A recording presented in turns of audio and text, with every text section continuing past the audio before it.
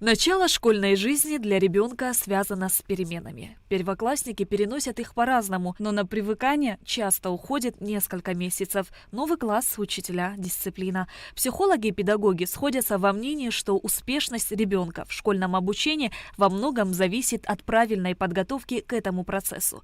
Поэтому многие родители стараются как можно раньше отдать сына или дочь на занятия в подготовительный или нулевой класс. В республике есть такие подготовительные платные классы, однако все они обучают детей по разным программам и методикам. Официально они не закреплены в учебном плане. В этом году Министерство образования включило в учебный план подготовительные группы для абхазских школ, которые будут бесплатными. Проблема возникала в том, что у каждого своя была программа, как-то все это не систематизировано было.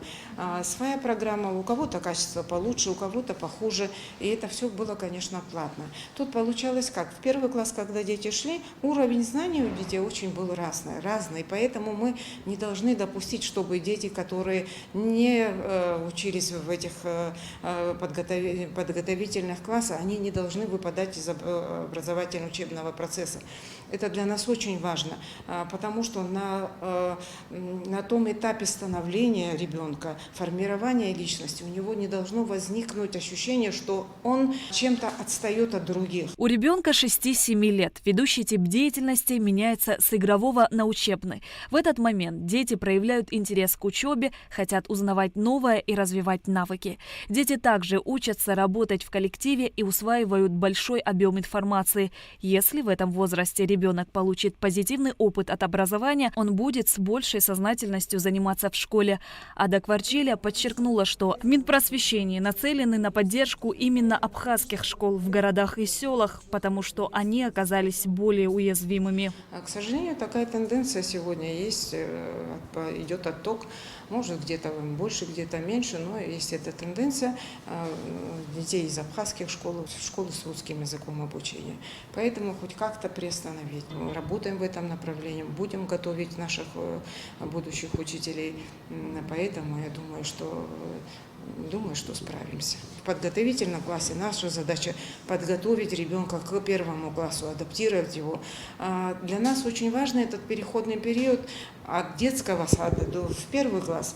Это такой, знаете, как бы смешанный такой режим дня, там где и напоминает режим дня и детского сада, и вроде бы и как бы они находятся в школе. То есть да, идет такая вот подготовка по всем программам. Ада Кварчеля отметила, что подготовительные классы в Абхазии существовали всегда. В советское время их проводил педагог, который непосредственно обучал детей в первом классе. Сейчас встает и кадровый вопрос. На данном этапе решается, кто же будет вести занятия с дошкольниками. В этот подготовительный класс будут включены это чтение по букварю, акцент будет сделан на слоговом периоде, это письмо, счет тоже. То есть такие элементы счета, письма и чтения вводим в общеобразовательную школу, можно сказать. Ну и еще там, конечно, будет и пение, и физкультура, развивающие игры, это работа с психологом, очень важная часть. И обязательно психолог должен работать, потому что он должен корректировать этих детей.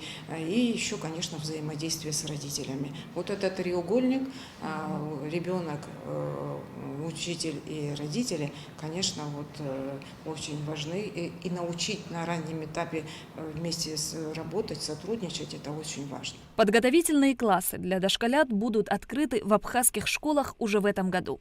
Классы обеспечат необходимыми пособиями. Ведомство уже направило в типографию набор для дошкольника «Ахопча».